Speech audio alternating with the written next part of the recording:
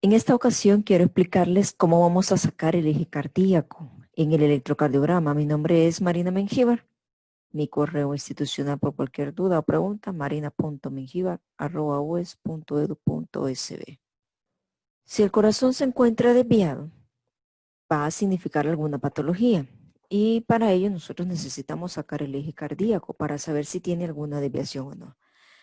Voy a retomar lo que nos dice la medicina interna de Harrison, en donde nos coloca dentro del eje normal como aquel eje que se va a encontrar el corazón entre menos 30 a más 100. Acordémonos que para el eje es muy importante que nosotros saquemos este eje y determinemos si está dentro del rango normal. Acordémonos que el electrocardiograma lo que me está graficando es la actividad eléctrica del corazón y esos impulsos se ejemplifican en vectores que llevan cierta electricidad. Entonces, estos vectores, el vector mayor del corazón es este que está acá representado en una línea azul, va hacia la punta del corazón. Ese es el vector más grande de todos los vectores eléctricos que está graficando el electrocardiograma. Al final lo que yo necesito ver con el eje es para dónde va este vector, que es el vector más grande. ¿Dónde está la punta del corazón? Si está desviado para la izquierda o si está desviado para la derecha. Es así que cualquier eje que se encuentre entre menos 30 y menos 90 va a ser desviado hacia la izquierda y el que se encuentre entre más de 100 hasta 180 va a ser desviado a la derecha. Esta es una desviación extrema del eje cuando ya se encuentra entre menos 90 y 180.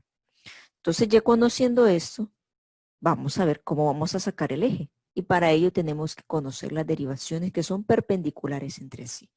Esto quiere decir las derivaciones que se cortan justamente a la mitad. Vemos que D1, la tengo graficada aquí en esta flecha negra, si está de una manera horizontal, quien lo corta a la mitad es justamente ABF. Entonces, D1, su perpendicular es ABF y la perpendicular de ABF es D1. Veamos las siguientes derivaciones. Tenemos, por ejemplo, la derivación de 2.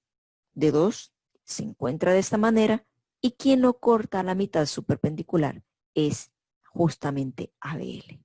Entonces, ABL es la perpendicular de D2 y D2 es la perpendicular de ABL. La siguiente derivación, acordémonos que para el eje solamente tomamos las derivaciones de los miembros, las tres unipolares y las tres bipolares de los miembros. O sea, solo vemos el plano frontal del electrocardiograma. La siguiente derivación de 3 se encuentra en este eje, ese es su vector, y quien lo corta a la mitad es ABR.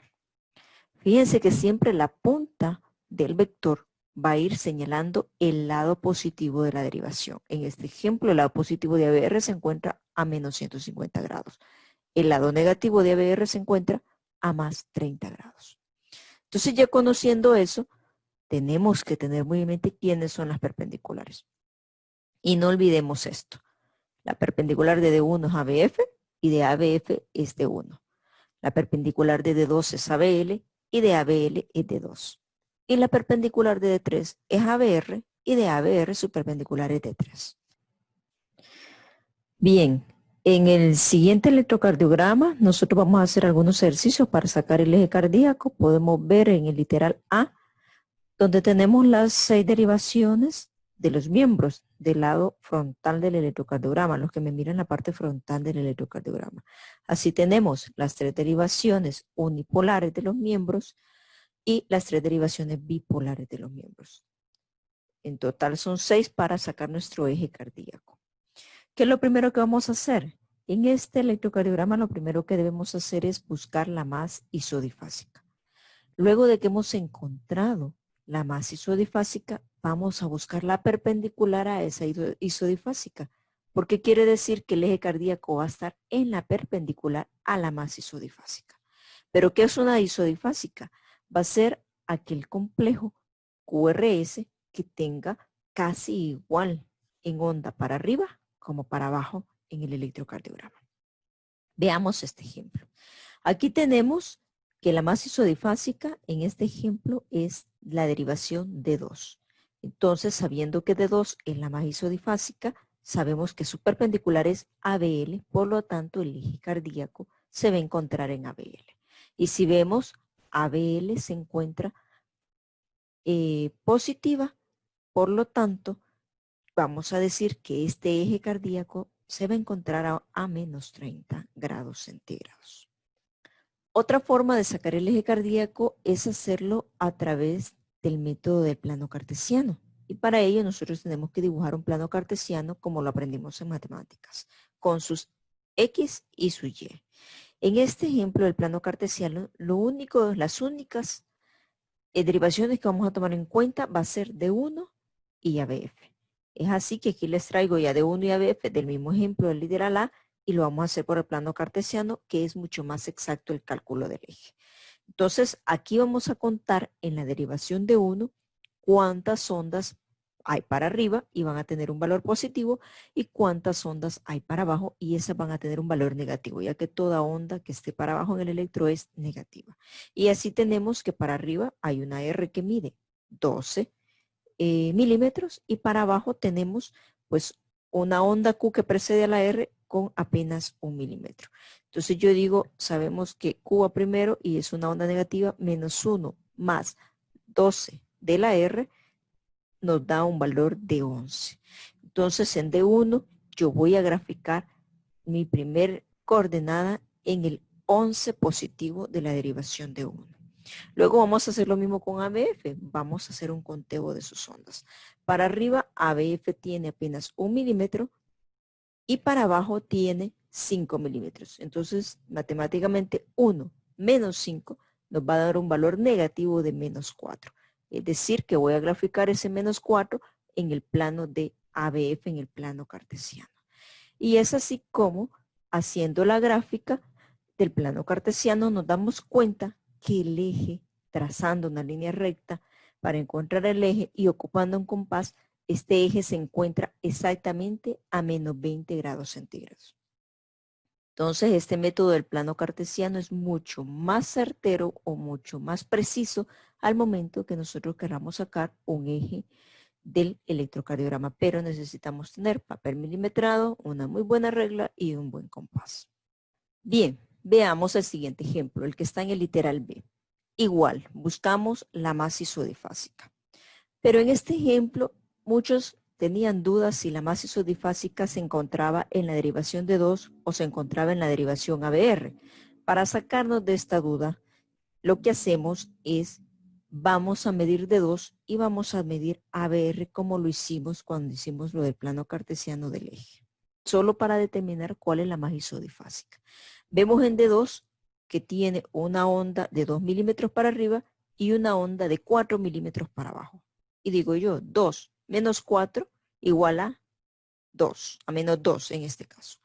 Y veo ABR, tiene una onda negativa para abajo de menos 2 y una onda positiva de más 1. Menos 2 más 1 es igual a menos 1. Entonces tenemos que de 2 me sale negativo menos 2 y ABR me sale en menos 1. ¿Cuál es entonces la masa isodifásica? Aquella que tenga un valor menor o más cercano a 0. En este caso sería ABR que nos sale con menos 1. Por lo tanto, ya sabiendo que esa es la masa isodifásica, voy a buscar la perpendicular a ABR. Ya vimos que la perpendicular de ABR es de 3. De 3, si nosotros vemos la derivación de 3 de este electrocardiograma, nos damos cuenta que está más negativa que positiva. Entonces yo busco en el triángulo de Einthoven donde se encuentra D3 negativa. Y observo que D3 negativa está a menos 60 grados. Entonces yo digo, en este electrocardiograma el eje se encuentra a menos 60 grados. Literal C. Vamos a hacer lo mismo que hemos hecho con los anteriores en el literal C. Vamos a buscar la masa isodifásica. Esta es obvia, la masa isodifásica es ABF. La perpendicular a ABF, ya nos lo aprendimos, es D1, quien lo corta a la mitad. Y D1, si ustedes se fijan, está más positiva. Por lo tanto, en este ejemplo, muy fácil, por cierto, el eje está a 0 grados centígrados. Y en nuestro último ejemplo, en el literal D, vamos a buscar la masa isodifásica y nos damos cuenta que es ABR.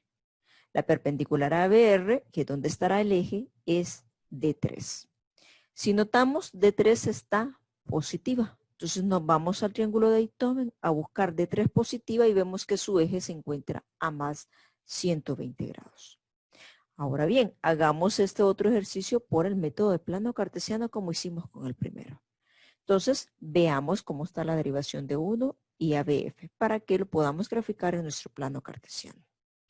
Vemos que D1 tiene una onda positiva de 1 milivoltio o de un centímetro, perdón, y una onda negativa de 9 milímetros. Entonces, 1 menos 9 me va a dar un valor negativo de menos 8. ABF por su parte tiene una onda positiva de 13 con una onda negativa de menos 1 y entonces digo yo 13 menos 1 igual a más 12. Me voy al plano cartesiano y grafico en D1 menos 8 que se encuentra del lado izquierdo y grafico en ABF más 12 que se encuentra directamente para abajo en la parte positiva de ABF. Al unir ambas líneas y medir con un compás, yo voy a obtener un eje todavía mucho más certero y este eje me sale en más 125 grados. Entonces, como ya habíamos dicho anteriormente, la medición del eje a través del plano cartesiano es todavía mucho más exacta, aunque tenemos que tener siempre a la mano papel milimetrado, lápiz, regla y un compás para poder realizarlo. Eso sería todo lo que yo les tenía preparado para hoy. Muchas gracias.